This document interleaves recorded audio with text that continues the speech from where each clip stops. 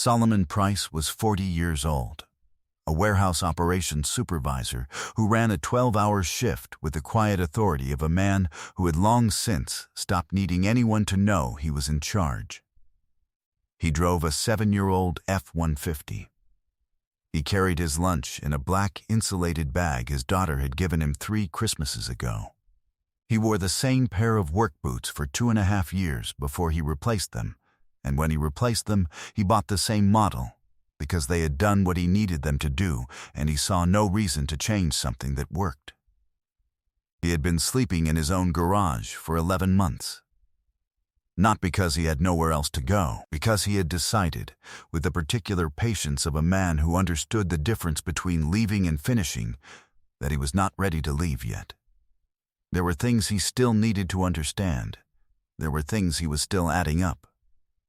On the evening of the 12th month, a car he did not recognize pulled into the driveway. A man he had not spoken to in 14 years got out of it. What happened in the following 6 weeks would cost his wife the life she had been building on something she had never verified was there. Before we jump into the story, comment where in the world you are watching from and subscribe, because tomorrow's story is one you need to hear. The garage smelled like motor oil and cold concrete, and the cedar of a storage shelf he had built the second summer in the house. That was what Solomon noticed. The first night he moved his things out there. Not the humiliation of it, not the calculation behind it, but the cedar. He had built that shelf from reclaimed planks he found at a salvage yard on a Saturday, when he was still the kind of man who spent his Saturdays doing things for a house he believed in. That was a November. 11 months later it was October, and the shelf was still there, and Solomon was still sleeping on the cot he had set up beside it with a space heater and a reading lamp, and the particular silence of a man who has decided that understanding the situation fully is worth more than resolving it prematurely. His wife's name was Renata. She had asked him to move to the garage in the 3rd year of their marriage, not in those words exactly, but in the accumulation of words that amounted to the same thing. The bedroom was too small for 2 people, she said. He took up too much space, she said.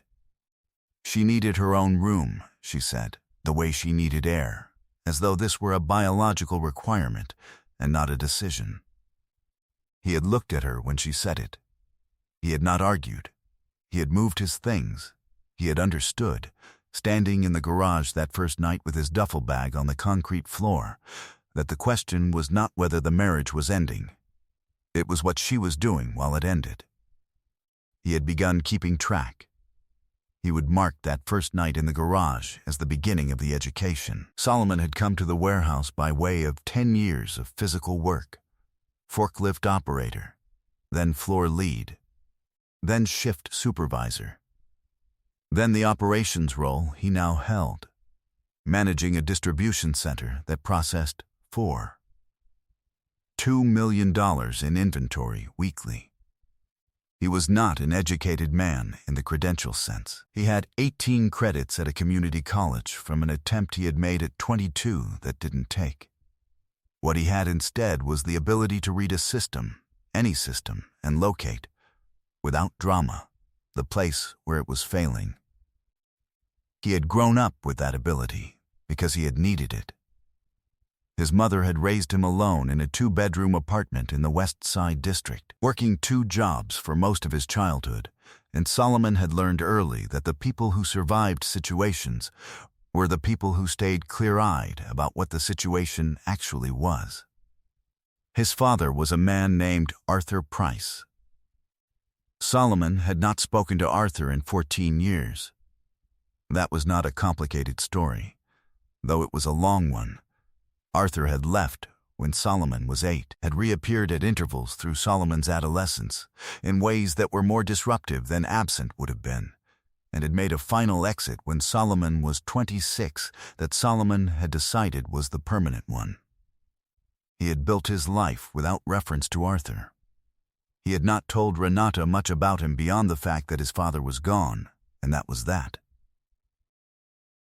What he had not told Renata what he had not told most people, because it had never felt relevant to who he actually was that Arthur Price, in the 14 years since that final exit, had become one of the wealthier private real estate developers in the mid-Atlantic region. His name appeared in trade publications. His portfolio had been valued in a profile Solomon had read 3 years ago without telling anyone he had read it, at $340 million. Solomon had not told Renata because it had seemed irrelevant. Arthur was gone. The money was Arthur's. None of it had ever come to Solomon, and Solomon had not wanted it to. He had built what he built with what he had, and he had been satisfied with that accounting. He had not considered the possibility that Arthur would one day decide, after 14 years, that the accounting needed to change. Renata had married Solomon at 31. She had been, in the early years, the kind of person who seemed to be presenting a version of herself rather than offering the real one. Not obviously.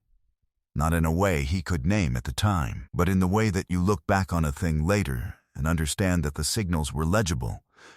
You simply hadn't known the language yet. She worked in real estate. Not development. Sales. She was good at it. She understood what people wanted from a space before they could articulate it themselves. And she had the ability to make a house feel like a life rather than a floor plan, which was a genuine skill and the reason she was successful at what she did. She had also, in the 3rd year of their marriage, become involved with one of the developers she worked with. A man named Craig Hollins, who had started as a client and become something else over the following 14 months. Solomon had not confirmed this through anyone else. He had confirmed it the way he confirmed everything, through observation, through the small inconsistencies that accumulate into a pattern no one can explain away once you've seen it whole. The bedroom request had come 4 months after he first noticed the pattern. He had moved to the garage. He had begun keeping a notepad in the storage shelf he had built from the salvage planks. He wrote down what he observed. Dates, times, the car he didn't recognize, parked 2 blocks from the house on evenings she said she was at the office. The phone she carried to another room before answering. The weekend conference in Charlotte she mentioned twice in advance and never mentioned again after she returned. He had also, in the garage's quiet, begun to understand the financial picture more clearly than he had bothered to understand it from the bedroom. The joint account that had been, at the beginning of the marriage, a shared operating account, had been quietly drained over 2 years, not dramatically, not all at once, but in the steady, practiced way that water drains from a tank when someone has left a valve partially open. He had not noticed because he had not been looking. He had been working. By March of the garage year, Solomon had looked.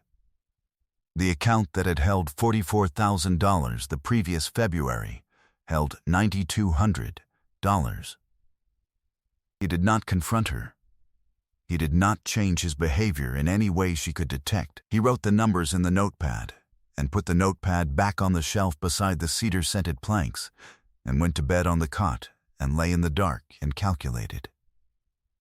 Their neighbor Wendell, a retired teacher who had lived on the street since before the houses were finished, had said to Solomon on a Sunday afternoon they were both in their driveways, Solomon changing the F-150's oil. Wendell doing nothing particular, just standing in the sun. "You're a patient man, Solomon. I've watched you out here a year. You haven't said a word to anyone about any of it." He paused. "I hope you know what you're doing." Solomon had looked at him over the truck's hood. "I'm finishing something," he said. Wendell had nodded. He had gone back inside. That was what she hadn't understood about the man she had put in the garage. Until October, when the car she didn't recognize pulled into the driveway. Arthur Price arrived on a Tuesday evening at 7:41. Solomon knew it was 7:41 because he had been watching the clock, not because he was expecting his father, but because he tracked time the way he tracked everything, as a matter of habit. The car was a black Escalade. The man who got out of it was 63 years old, silver-haired, and moved with the deliberate ease of someone who had long ago stopped being in a hurry because being in a hurry had become optional. He was well dressed in a way that was not performative. A dark jacket, no tie. The clothes of a man who had enough to not need to announce it. Solomon had not moved from the lawn chair he kept at the garage's side door. He sat and watched his father walk up the driveway. Arthur stopped 5 feet away. He looked at Solomon with the expression of a man doing an accounting he had been putting off for a long time. "I heard you were living in a garage," Arthur said. "Who told you that?" Solomon said. "Wendell." Solomon said nothing. He had not known Wendell had a phone number for Arthur. He had not known a great many things about the edges of his own life, it turned out. He was still learning them. Arthur looked at the garage. He looked at the house. He looked back at Solomon. "I'm not here to tell you what to do," he said. "I'm here because I've been trying to figure out what I owe you for 14 years, and I finally understand that the only way to figure it out is to be here." Solomon studied his father for a long moment. He did not feel the thing he might have expected to feel. He felt, instead, the professional recognition of a man looking at a situation and calculating what it actually was, stripped of what it had been, stripped of what it should have been, assessed only for what was in front of him now. "Come inside the garage," Solomon said. "It's cold." They talked for 3 hours. Solomon did not tell Arthur everything that first night. He told him enough. Arthur listened the way men listen when they know they are trying to repair something and understand that listening is the only available tool. At the end of the 3rd hour, Arthur said, "I have a lawyer. A good one. I want to get him on the phone tomorrow. Will you let me do that?" Solomon looked at his father for a long time. "Yeah," he said. "I'll let you do that." He didn't move fast. He had been in that garage for 11 months. One more week was not going to change the outcome. And moving without a complete picture was how operations failed. Arthur's attorney was a man named Gerald Hatch, 58 years old, who handled complex asset litigation for clients whose names appeared in real estate trade publications. He called Solomon at 6:45 the following morning. "Your father has explained the situation," Gerald said. "I want to ask you a few questions, and then I'm going to tell you what I think needs to happen." The questions took 20 minutes. Solomon answered each one directly, without elaboration, the way he answered questions from his operations director when the inventory numbers didn't reconcile, factually, completely, without the emotion that clouded the picture. Gerald then told Solomon 3 things. The first was that the joint account withdrawal pattern, $34,800, moved across 18 months in increments that averaged $1,933, constituted a fraudulent transfer under the state's marital property statutes, provided the transfers could be traced to an individual account. Gerald said tracing was straightforward work for a forensic accountant. The second was that Craig Hollins, the developer Renata worked with, had a business entity registration that listed Renata as a participant in a property investment LLC. The LLC had been registered 8 months ago. Solomon had not known this. He had not known the name of the LLC or the address of the registered agent or the specific property it had been formed to manage. Gerald said he knew the name of the LLC because Arthur's development firm operated in the same regional market, and Gerald had seen Hollins's entity filings before. The third thing Gerald said was, "Your father wants to establish a formal gift of capital to you in the amount that accurately reflects what was owed to you during your childhood. He has been advised this is his right and does not require your wife's involvement or consent. The figure he has proposed is $2 million. It would be transferred into an individual account in your name before any divorce proceedings conclude, which means it enters the marital estate after the date of separation, which, given that you have been living in a separate structure on the property for 11 months, can be established as 11 months ago. Solomon was quiet for a long time. That means she can't touch it, Gerald said. Not as a promise, as a legal fact. Solomon looked at the cedar shelf across the garage. He thought about the salvage yard. He thought about the Saturday he had spent finding those planks. "Set up the forensic accountant," he said, "and tell my father yes." The forensic accountant was a woman named Iris Cobb, who had worked bank fraud examination for the FIFTIC before going into private practice.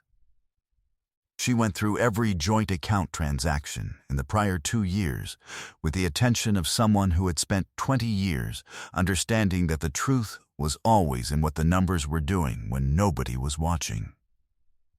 She confirmed the $34,800. She traced 22 individual transfers to a personal savings account in Renata's name alone. She found, in the LLC's operating documents, a capital contribution of $18,400 from the same savings account, which meant $18,400 of the money Renata had moved from the joint account had been used to seed a real estate investment venture with her boyfriend. Gerald filed the civil fraud action on a Thursday. He simultaneously filed the divorce counterpetition. Renata did not call Solomon. She called her attorney. Her attorney called Gerald. Gerald told Solomon the call had come in and told him what had been said, that Renata hoped to resolve matters quickly and privately, that she believed a fair division could be reached without litigation, that she wanted to proceed with dignity. Solomon listened. He thought about the word dignity. He thought about the garage, the cot, the space heater, the 11 months. "Tell her we'll see her Thursday," he said. She thought the private settlement was the exit. That was exactly where Solomon needed her to be. Solomon arrived 30 minutes early to the conference room on the 16th floor of Hatch & Associates. He had worn a jacket he almost never wore, not to impress anyone, but because Gerald had suggested it, and Gerald's suggestions had been correct so far. He sat with his back to the windows. The city was behind him, sharp and cold in the October morning light. Arthur came in 4 minutes later and sat 2 chairs down without a word. Gerald had told Solomon that Arthur wanted to be present. Solomon had thought about that for a day before he said yes. It was not a decision about affection. It was a decision about information, about what the room would understand when it looked at who was at the table. Gerald arrived with Iris Cobb and arranged materials with the quiet efficiency of people who had done this many times. The room smelled like fresh coffee and paper. Renata arrived at 10 past the hour. Craig Hollins was not with her, which told Solomon something. Her attorney, a woman named Patricia Owens, dark suit, prepared expression, sat immediately to Renata's left. Renata looked at the side of the table where Solomon sat, and then she looked at Arthur, and something shifted in her expression that she could not entirely account for in the half-second she had to adjust it. She had not known Arthur would be there. She had not known who Arthur was. Not really. Solomon had never told her. She was reading the room now, reading the quality of the man sitting 2 chairs from her husband, reading the specific way that Gerald Hatch had arranged his documents, and she was doing arithmetic she had not planned to need. "Good morning," Gerald said. He did not wait for a response. Before any settlement discussion, there are several matters requiring acknowledgement by all parties. He placed the first document on the center of the table. Between February of last year and August of this year, 22 transfers were executed from the joint account held by Solomon and Renata Price. The total transferred was $34,800. The destination was a personal savings account held solely in Renata Price's name. These transfers were not disclosed to Solomon Price. He paused. A forensic accounting report documents each transfer.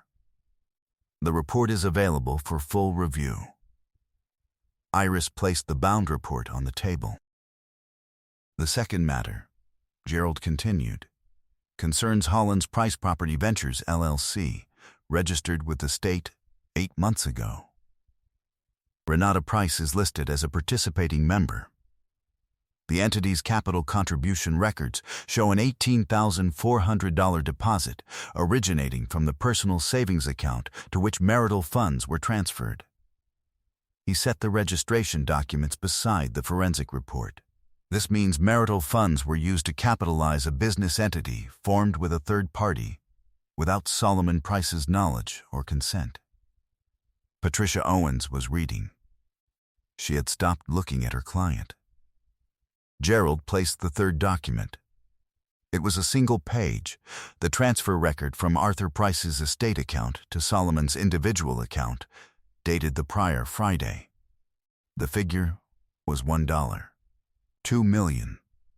The date was 11 days after the date Gerald had established as the legal date of separation, based on Solomon's 11-month residency in the garage structure.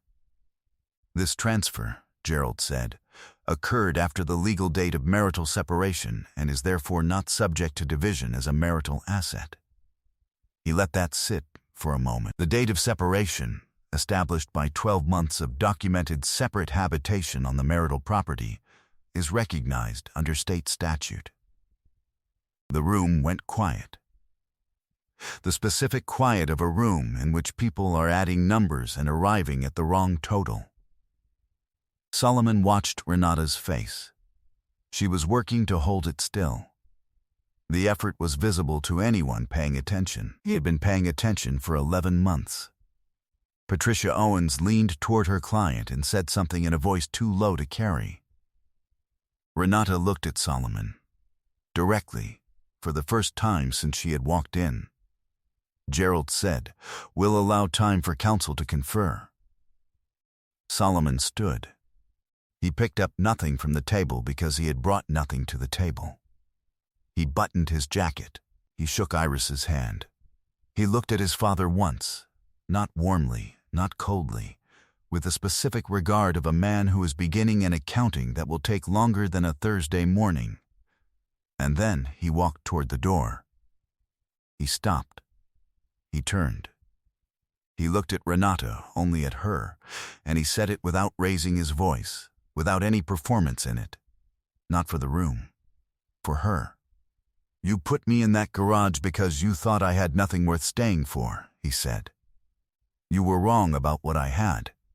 You were also wrong about what I was doing out there." He walked out without looking back. It did not happen all at once. The fraud judgment came through in January. The $34,800 was ordered returned to the marital estate before division. The LLC capital contribution, $18,400 of marital funds, was factored into the asset calculation on Solomon's side of the ledger. The house on the street where Wendell still lived went to Solomon in the settlement. He had not asked for it specifically. He had simply let the math complete itself. Renata moved into an apartment in the spring. The venture with Craig Hollins, the LC, the property it had been formed to manage, ran into the same funding problems that small undercapitalized investment vehicles run into when the people involved have not been entirely honest with each other about the full picture. By summer, the entity had been dissolved. What she had built while Solomon slept in the garage had not held. She was carrying the weight of what she had chosen. Not loudly, just constantly. Solomon and Arthur did not move quickly toward each other. That was not who either of them was. They met for dinner in November, a month after the conference room, at a restaurant Arthur chose and Solomon approved. They talked about things that were not the 14 years. And then they talked about some of the 14 years, and by the end of the evening they had the beginning of something that neither of them had a name for yet, but that felt, to Solomon, like the early stages of a structure. Something that needed to be built correctly, or not at all. He kept driving the F-150. He kept his lunch in the black insulated bag. He answered his operations director's calls on the same day. He ran the shift the way he had always run it, without needing anyone to know he was in charge. He kept the garage. He refinished the floor that spring, a weekend project, concrete sealer and a coat of gray epoxy. The kind of work that required patience and the willingness to let each layer cure completely before applying the next. He put a workbench in where the cot had been. He built 2 more shelves beside the cedar one. The last thing he moved into the new shelves was the notepad. He set it on the top shelf where he could see it from the workbench. He did not throw it away. He had earned every page of it. On a cold Saturday in February, 13 months after Arthur had walked up the driveway, Solomon stood in the open garage with a cup of coffee and looked out at the street. The morning was clear and still. Wendell was at the end of his own driveway, doing nothing particular, the way he sometimes did on Saturday mornings, just standing in what light there was. Wendell looked over. He nodded once. Solomon raised his coffee cup. Then he went back inside the garage and closed the door and stood at the new workbench and looked at what he was going to build next. He had already started the plans. I hope you enjoyed that one. Be sure to like the video and subscribe so you don't miss the next story. I've picked out 2 more for you that I think you'll really like.